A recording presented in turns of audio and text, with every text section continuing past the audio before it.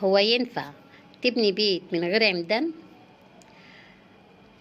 ينفع تبني بيت حتى على عمود واحد أو 2 أو حتى 3؟ ينفع؟ طبعا ما ينفعش، وفي ثواني هتلاقي البيت ده وقع وكل اللي بنيتيه هيتهد.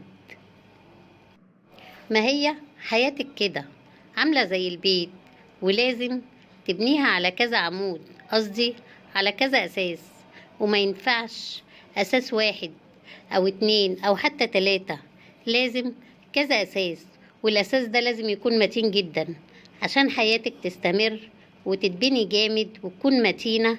لازم تعملي ليها أسس كويس جدا. هتقوليلي طب ايه هي الأسس دي؟ هقولك تابعيني في الفيديوهات اللي جاية، هتكلم عليها واحد واحد، وايه أهم الأسس اللي تقدري تبني حياتك عليها وتأسسي